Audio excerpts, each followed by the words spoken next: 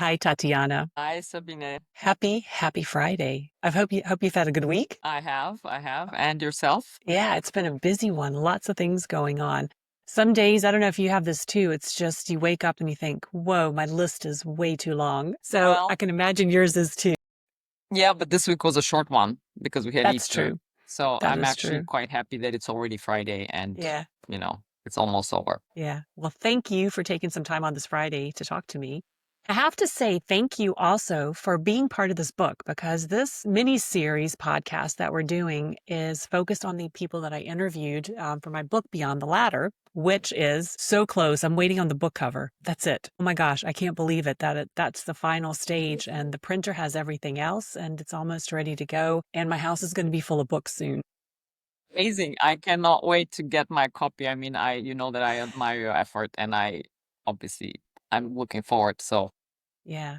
And I'm thrilled you're in it. What I love about the story that you shared, and I'm assuming probably the way that you're going to answer some of the questions today is your ability just to push through things. So I really admire that about you and your it feels like fearlessness, but maybe there is some fear in there. I don't know sometimes, but your determination and the way that you just go is super inspirational and impressive. So I'm looking forward to hearing some more of those stories today. So thank you. it's funny you should say that because I think fearlessness, I actually sometimes think to myself, recklessness. But Okay, it yes, could be defined as that. fearlessness is a better word, but yeah, sometimes when I look back, I'm like, how did I do that? Yeah. But yeah, But that's good. And I think that that's what's so valuable for people to hear. So yeah. looking forward to jumping in. Like everyone else, I have three questions that I'm going to ask you today. The first one corresponds with this idea of fearlessness and taking steps and doing things that you want to do. Sometimes we have, well, sometimes, probably a lot of times, we have situations in our lives where we have to make a big decision. Often people ask themselves, ooh, should I, should I, should I? I ask myself, what if I don't do this? Because I feel that Mm, that reframes, it gives me a different perspective when I want to yeah, make a decision. I would love to hear if you've had some situations where you've also asked yourself, what if I don't? yeah. That's a super interesting question, and I did think about it. I'm allowed to say that. You are allowed to say Yeah, anything. I did think about it because for me, apparently, it's not what if I don't, but it is, I do kind of like make whatever decision I make the only alternative there is.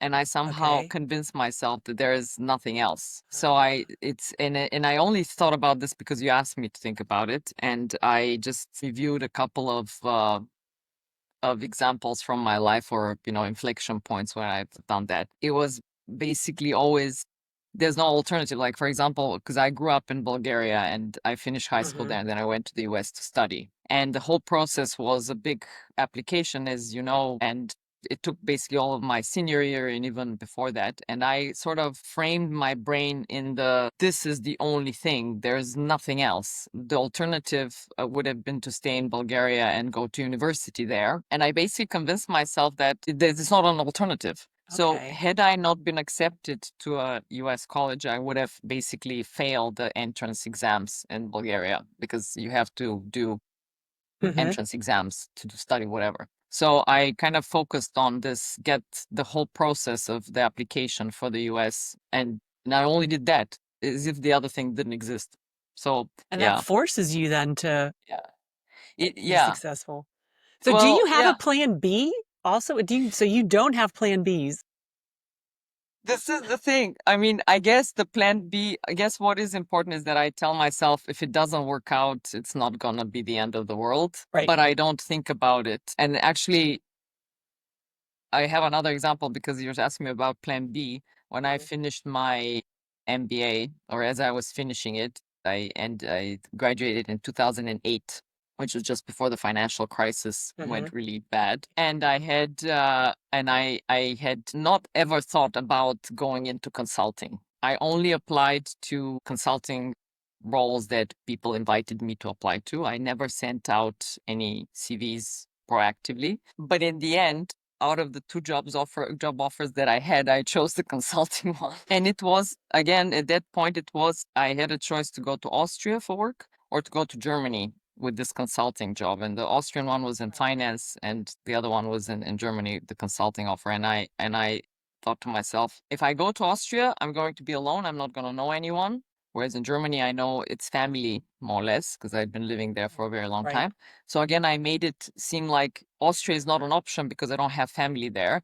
And this is not a rational business decision, right? It's kind of like Tatyana wants to feel good in life, and I have a support network. So I chose to go back to Germany. And now, when I look back at this decision, it was the most brilliant, perfect decision I could have made for my career after business school to go into a consulting environment because it taught me so much and it let me rebrand myself away from finance, which is what I had been doing before, and Right. into business and into strategy. And it taught me to, well, actually, it taught me to structure my thinking because they picked up on something that I wasn't aware of, that I am actually a very structured person. I didn't know that till I went into consulting. So yeah, again, I made it like Austria, not good, no family. Germany, excellent, but oh, there's this consulting job. Well, okay, plan B. There you go. Is that so that's your plan B. That's a really interesting way to think about things is to say, well, this is it. It's almost like you visualize, okay, this is the path that I'm taking and you create your world around that and say, well, this is where I'm going. But you Yeah. do have thoughts about it when you're starting to make that. What is your Yeah. filtering process in the beginning? Yeah, it is. It's exactly like that. I have options. So like I said, I tried to create more options. I tried to get more job offers, and I did get two, which was okay because, it was a tough environment, and and I still got two. But when I started thinking about them and looking at the contracts and looking at Austria versus Germany and this and that, I sort of I narrowed it down, and all of a sudden it just became, no, it's going to be this consulting role, and I'm going to go to Germany and I'm just gonna do it. But for example, I don't know if when I came to the UK from Germany after living in Germany for 20 years, it was again one of these like tunnel vision kind of thing. Mhm. I am going to London because I've always wanted to go to London, and London seems like the best environment for me to grow and learn and develop into a new area, which was business building. Basically, I wanted to create businesses or help others create them. And it was again like tunnel vision. If I don't go to London, where do I go? I was thinking, well, Berlin, because it has a similar kind of vibe Mhm. and opportunities. But I focused in 2019 when I came here. I just all of a sudden it was like Scheuklappen in German. What are they Yeah. called? Yeah, shutters, like yeah, I Shutters. think Yeah, I shutters, yeah. just like I shut out everything else and just decided it's going to be London and I'm gonna do everything, and then it happened. So Yeah. That's really interesting. You do have that filtering process, and then you build up all of the things that are going to be beneficial to you. yeah, So it's not what if I don't do this, I'm going to lose all of these very powerful things that are going to yeah, help me grow as an individual. So you switch it and think yeah, about the very positive aspects of what it's going to exactly. benefit you. I think the what if I don't is also a way to frame things positively because it makes you Mm-hmm. think about Yeah. what you will win from if you Yep. do it. But my brain doesn't work like this. It's kind of Right. like very all over the place. My friends actually always say that too. Oh, she doesn't know what she's doing, and then all of a sudden she does know, and then it's like, yeah, it's clarity for action. My company is this. If Yeah. I don't have the I was just going to clarity, say that. I don't Yeah. know what I'm gonna do. But then when once I know, I just go and do it.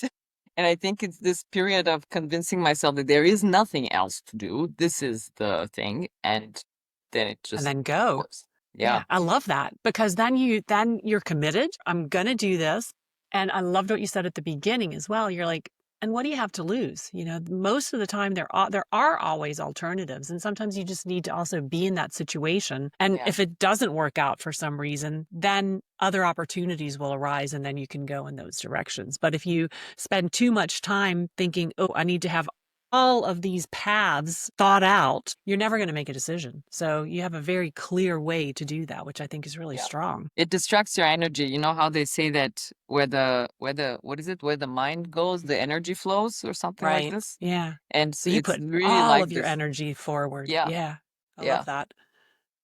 Nice. That's a really nice way to think. And I'm going to actually take something with me. So interesting when I have the opportunity to do these conversations, I always take something with me. And that's the thing that I really, I think is quite powerful so far of what we've talked about is like, just go and Just just do it, go. Nike, Yeah. Nike. just do Yeah, it. exactly. There's to be said about that. They have a point there.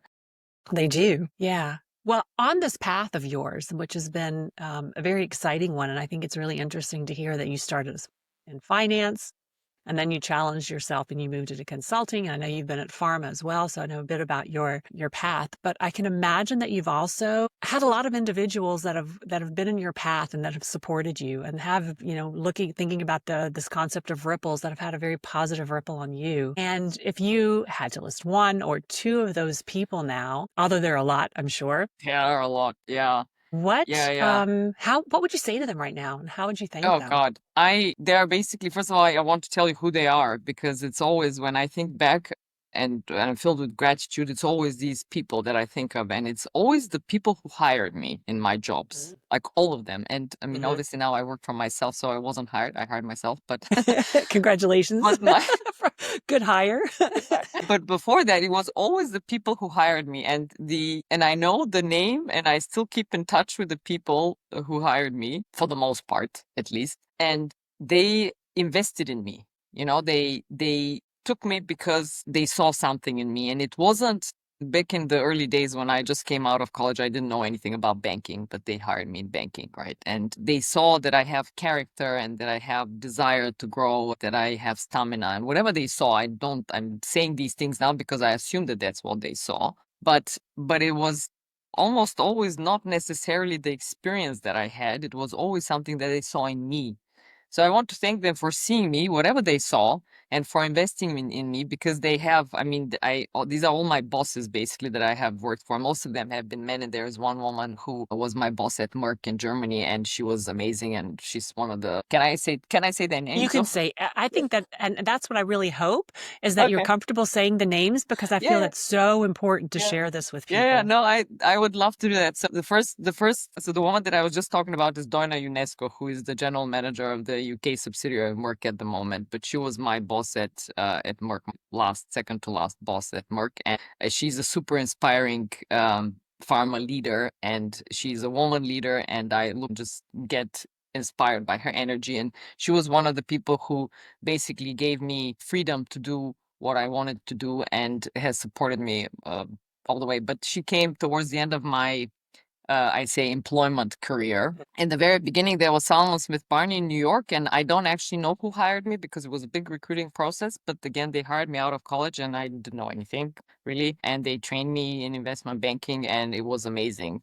And I'd kind of like, yeah, it was my first job experience ever. To deliver something and be paid for it was amazing. It was Exciting. a it Yeah. was a it was a tough role. I did not like investment banking very much, and I left it quite soon. But after that, I went to Germany, and Klaus Kozak hired me at Dresdner Bank. Then Martin Ziege hired me at KPMG. Then Bertolt Gärtner hired me at Siemens. Then Markus Barrett hired me at Roland Berger. Then Burkhard Freiberg hired me at Merck. And then Juan Camacho hired me at GSK. And all these, they have all been men because, as we know, there's more men in business still. They saw something in me, and they hired me, and then they taught me, like Burkhard, for example, at Merck. He's the most entrepreneurial corporate leader I have ever seen. He knows when something is changing in the environment. He's forward looking, but he also knows how to manage people.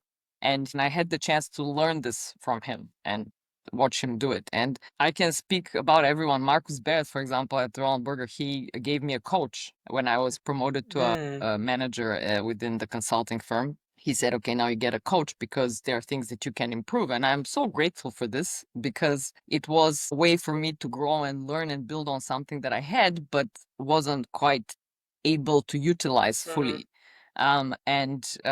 Yeah, I mean, I can give examples about everyone.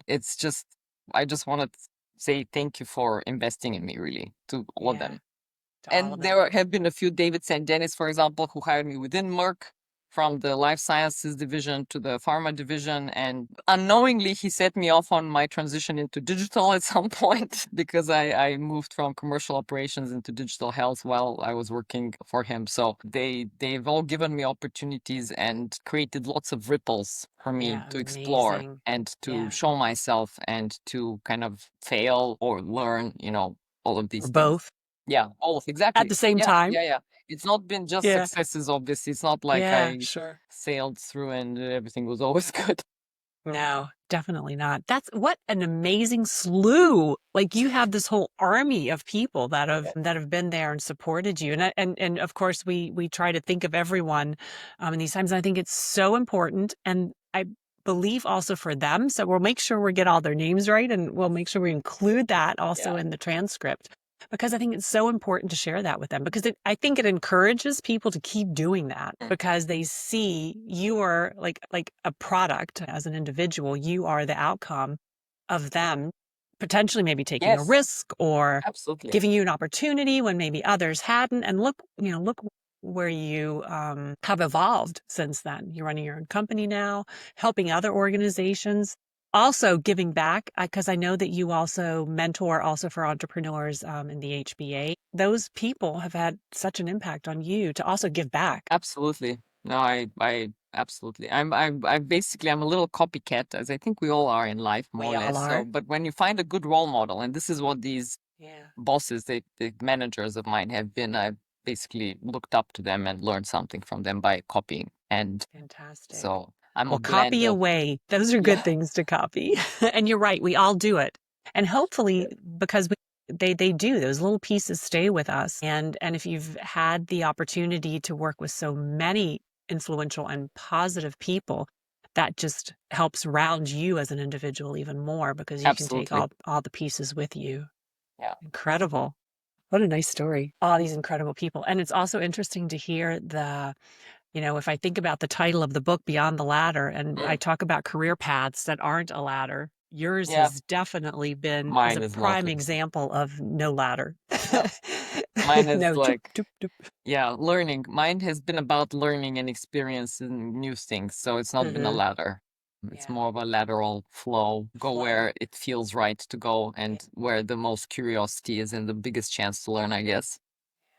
Yeah. incredible. Nice stories. Well, if we kind of go on to the next question from that, it fits nicely because then I want to talk a bit about legacy. And I think legacy is such an interesting thing to think about because we often think about individuals that aren't with us anymore and we think about their legacy. I think a lot of people believe this, that legacy is what we do every day, and it's how we live and the things that we imprint also on other people and how we live. And if you were to think about leaving your legacy and what you would like individuals to think about you, what would that be? Yeah. So I really want to help people, individuals realize their business visions and by extension also realize their full potential. And I know that this sounds a lot like coaching. Hmm. And people do ask me, so is Clarity for Action my company? Is this a coaching company? It's not. But what I do, create Clarity for Action, I focus on the individuals. These people are CEOs of startups or bigger companies, small, medium-sized businesses who have a vision which they express through their business. And my role, my legacy, what I want my legacy to be is that people remember me as she helped me get the clarity I needed to execute on my vision, to turn it into a reality. And yeah, clarity is basically my one true talent, if you wish. When I look back on my career, you go only realize these things in hindsight, of course, because I didn't set off to go to the US to study thinking, oh, I'm gonna create clarity around whatever. No. But now when I look back, it's always in every job that I have been, it's always been me asking lots of questions and trying to make sense and connecting the dots and emerging, like basically getting a pattern out of it and understanding how things work or what is not obvious so that we can uncover it so that it becomes obvious. And my clients or these are also my friends, and in my own life that's how I operate. I ask tons and tons and tons of questions and I don't forget anything, although these days I'm aiding myself with Notion and whatnot because it's just a Right. lot of information and a lot of clients also. So they're all different. but it's basically focus, listen, don't forget, and then reorganize. And I'm so grateful for my brain, to be honest. This is, coming from my mother and my father, I guess. We have to thank them too. Yes, let's thank them too for obviously for my upbringing and for everything, because the hard working bit that I also have is from them. It's It's not from from. And it's, I just think I'm grateful for my brain even now with AI and ChatGPT and Perplexity and all of them. I use them all, of course. I just love my brain because it just makes sense of things for me, and it just kind of helps me through life, I guess. And I use it for the clarity creation. That's all. It allows me to draw on my strategy, on my finance, on my innovation, on my operations, on my leadership, on my subject matter expertise, because I have, a lot of knowledge about healthcare, but I also know about automotive, and I know about a couple of other industries that I'm interested in, and all this, and it's all here. And it's just, yeah, I'm super grateful that I have this capacity and that I can work with it. incredible. There's a book called Library. My goodness, and my brain's not remembering. There's a book, and it talks about also how your brain can work, and you go to different shelves and you pull Yeah, out different information. That just was a thought about interesting. how your brain works, is that you can compartmentalize things and go and pull them out and then Yeah. unravel And and bring that interestingly, in clarity. my brain, I don't think it's very organized. It's like a big mess. But when I need something, it's just there. Like I don't have, it's actually completely disorganized in my head, I feel sometimes. But when I produce writing, let's say, or when I create whatever the deliverable is for my clients, it's very structured and very organized. Head, it's like all over because it's somehow intuitive in my head. Yeah. Intuitive complemented by data and by subject matter knowledge and all that. So yeah, but incredible that you can use that every day in your work. Yeah. And it fits perfectly to what you do. And I Yeah. have to think about your logo for your company, where it's kind of the ball and then you bring that line out. And that's really, when I think about clarity now and I hear that word sometimes, I associate that with your logo, because that's what it is. It's about taking all of this Yeah. messy yarn ball and then you just pull it out and you Yeah. bring that to Yeah. individuals. And going back to your legacy, I mean, why I started talking about this is because it is clarity that I care about. And I basically set up this company because I love clarity, and I am at my best when I know what I need to do and I'm executing it. And that's what I want to give to people. So in a sense, I set up my little business to solve my own problem, or, like help others with the same problem, but it's my problem first. So it's exactly like this tangled, and then you kind of organize it, and then it flows into a direction um Yeah. to get to your end result. Yeah, incredible. Well, that's a beautiful legacy, because I think clarity is what a lot of individuals need. And I think the world that we live in becomes more and more complex and more raveled. And I Yeah. think someone like yourself in your company and what you can bring to organizations and to people, and also again, to the volunteering that you're doing, is incredible. So that's a fantastic legacy to leave. I love that. Well, thank you. That's it. Those are the three My questions. pleasure. It's been And fun. it was fun. Thanks. I love. Thank you. Thank Yeah, you for you're very inviting me, welcome. Sabine. Yeah, and the book will be on its way soon, so keep your eyes open for that, and then the podcast as well. And I'll be sure to list all of the fantastic individuals that have supported you and have been a ripple in your life. And I wish you. I will send you their names so that.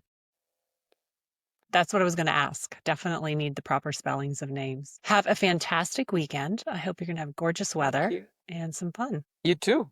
Have a lovely weekend. Take care, Sabine. Bye.